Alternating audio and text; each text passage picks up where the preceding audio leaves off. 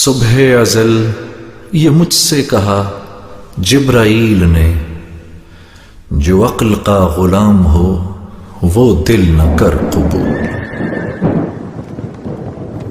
Programme پیش خدمت ہے تاریخ اور حریت اسلام، تحریر تحقیق آواز ابن آدم، پروڈیوسر ندا نعیم، پیشکش Rifah institute of media sciences.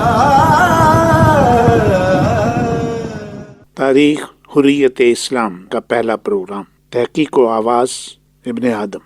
Najashi کے دربار میں مسلمان مہاجرین کی حق گوئی و بے باکی۔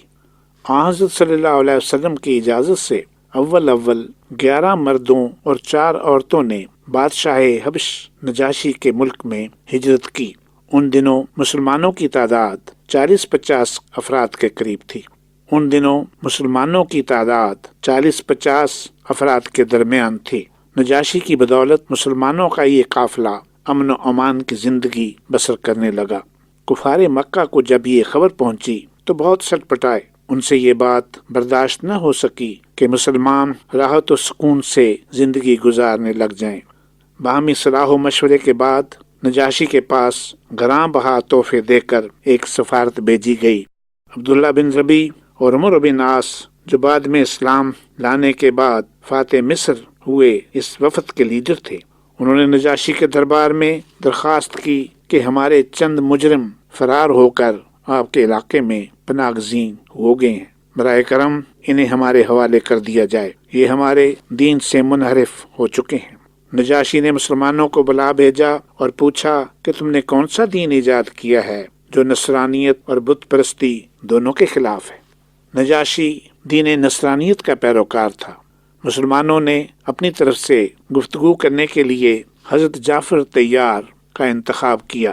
انہوں نے اس طرح تقریر کی: اے بادشاہ، ہم ایک جاہل قوم تھے، بت پوجتے تھے، مردار کھاتے تھے، بدکاریاں کرتے تھے، ہمسایوں کو ستاتے تھے، بھائی بھائی پر ظلم کرتا تھا، قوی لوگ کمزوروں کو کھا جاتے تھے۔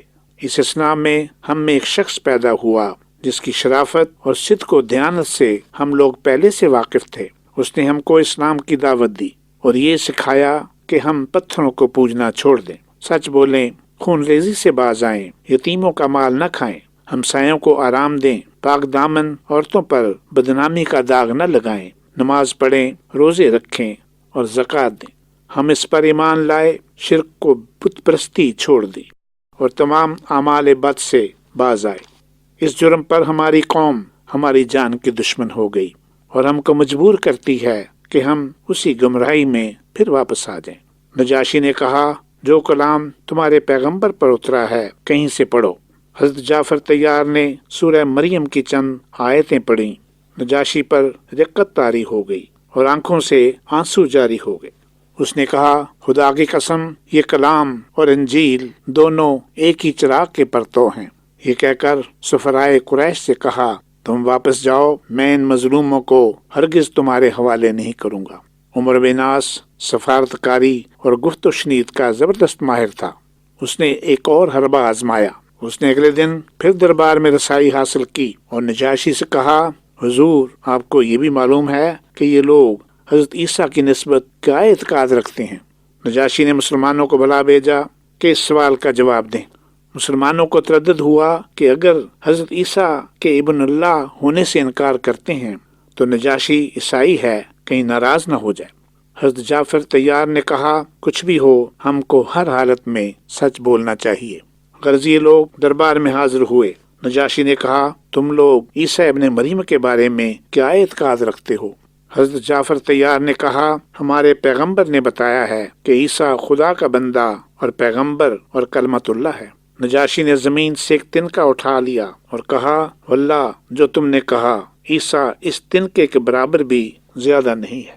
پادری جو دربار میں موجود تھے نہایت برہم ہوئے، نتنوں سے خرخراہٹ کی آواز آنے لگی۔ نجاشی نے ان کے غصے کی کچھ پرواہ نہ کی اور قریش کے سفیر ناکام و نامراد واپس لوٹ گئے۔ اس اثناء میں کسی دشمن نے نجاشی کے ملک پر حملہ کر دیا۔ نجاشی اس کے مقابلے کے لیے خود گیا۔ صحابہ نے مشورہ کیا کہ ہم میں سے ایک شخص جائے اور خبر بھیجتا رہے کہ اگر ضرورت ہو تو ہم بھی نجاشی کی مدد کے لیے آئیں۔ حضرت زبیر اگرچہ سب سے کم سن تھے، لیکن انہوں نے اپنے آپ کو اس خدمت کے لیے پیش کیا۔ مشق کے سہارے دریائے نیل تیر کر رزمگاہ میں پہنچے۔ ادھر صحابہ نجاشی کی فتح کے لیے دعائیں مانگتے رہے۔ چند روز کے بعد حضرت زبیر واپس آئے اور خوشخبری سنائی کہ نجاشی کو خدا نے فتح بخشی۔ اگر یہ لوگ سورج میرے دائیں ہاتھ اور چاند بائیں ہاتھ پر لے آئیں تو بھی میں تبلیغ حق سے نہ رکوں گا۔ رسول کریم صلی اللہ علیہ وسلم اپنے چچا حضرت ابو طالب کی پناہ میں تھے۔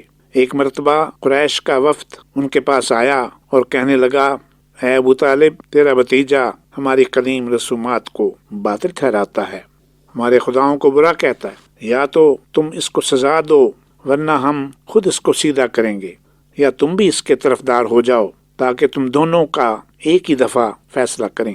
ابو طالب نے یہ دیکھ کر اپنے بھتیجے کو بلایا اور سارا واقعہ بیان کر کے کہا، مجھ پر ایسا بوجھ نہ ڈالو جو میری طاقت سے باہر ہو، اور تمہارے ساتھ میری جان بھی خطرے میں ہے، ان دونوں کو بچانا میرے ہاتھ میں ہے۔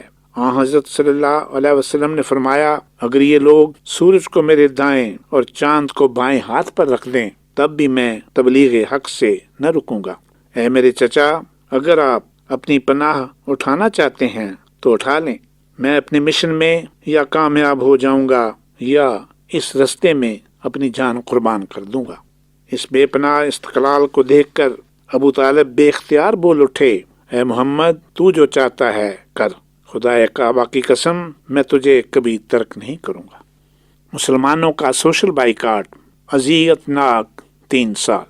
ہر طرف سے ناکامی کے بعد کفار مکہ کی آتش غضب بڑک اٹھی۔ انہوں نے ایک دستاویز تیار کی اور کعبہ میں لٹکا دی، جس کی روح سے یہ قرار پایا کہ اہل قریش بنی ہاشم کی عورتوں سے شادی نہ کریں، نہ کوئی سودا ان کو دے۔ دوسرے الفاظ میں، اہل قریش نے انہیں اپنی برادری سے خارج کر کے ان کا سوشل بائیکاٹ کر دیا۔ نبوت کا 7واں سال تھا۔ تمام مسلمان سخت اذیت میں مبتلا ہوئے اور ایک گھاٹی میں جس کا نام شیب ابی طالب تھا محصور ہو کر رہ گئے۔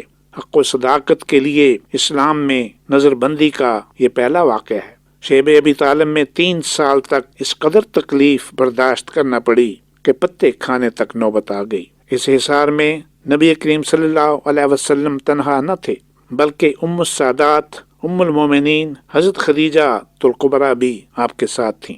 کم سن صاحبزادیاں بھی ماں کی آغوش میں تھیں۔ ننھے ننھے بچے جب بھوک سے بلکتے تو سنگ دل کفار ان کی آواز سن کر قہقہے لگاتے۔ ایک دن حضرت خدیجہ کے بھتیجے حکیم بن حزام نے تھوڑا سا غلہ اپنی پھوپھی کے پاس بھیجا۔ ابو جہل نے دیکھا تو اسے چھین لینا چاہا۔ مسلسل 3 برس تک حضرت صلی اللہ علیہ وسلم اور تمام آل ہاشم نے یہ مصائب برداشت کیے۔ بالآخر دشمنوں ہی کو رحم آیا، خود انہی کی طرف سے اس دستاویز کو کالعدم قرار دینے کی تحریک ہوئی۔ ہشام عامری خاندان بنو ہاشم کا قریبی رشتہ دار تھا، اپنے قبیلے میں ممتاز تھا اور چوری چھپے بنو ہاشم کو غلہ وغیرہ بیچتا رہتا تھا۔ ایک دن وہ زہیر کے پاس جو عبد المطلب کے نواسے تھے گیا اور کہنے لگا، کیوں زہیر، تم کو یہ پسند ہے کہ تم کھاؤ پیو، ہر قسم کا لطف اٹھاؤ اور تمہارے ماموں کو ایک دانہ تک نصیب نہ ہو؟ زہیر نے کہا، کیا کروں، تنہا ہوں، ایک شخص بھی میرا ساتھ دے تو میں اس ظالمانہ تحریر کو پھاڑ کے پھینک دوں۔ شام نے کہا، میں موجود ہوں۔ دونوں مل کر مطعم بن عدی کے پاس گئے۔ مطعم کے علاوہ 2 آدمی اور بھی ساتھ ہو لیے۔ دوسرے دن سب مل کر حرم گئے۔ زہیر نے سب لوگوں کو مخاطب کر کے کہا، اے اہل مکہ، یہ کیا انصاف ہے؟ ہم لوگ آرام سے رہیں اور بنو ہاشم کو آب و دانہ نصیب نہ ہو۔ خدا کی قسم، جب تک یہ ظالمانہ دستاویز چاک نہ کر دی جائے گی میں باز نہ آؤں گا۔ ابو جہل برابر سے بولا، ہرگز اس تحریر کو کوئی ہاتھ نہیں لگا سکتا۔ زما نے کہا، تو جھوٹ بولتا ہے، جب یہ تحریر لکھی گئی اس وقت بھی ہم ناراض تھے۔ غرض مطعم نے ہاتھ بڑھا کر یہ دستاویز پھاڑ دی اور یہ افراد بنی ہاشم کو شیب ابی طالب سے نکال لائے۔ ابھی آپ پروگرام سن رہے تھے تاریخ اور حریت اسلام، تحریر و تحقیق و آواز Ibn Adam, recording engineer Wajid Mahmood, producer Nida Naeem, پیشکش Rifah institute of media sciences. تو رہنور شوق ہے منزل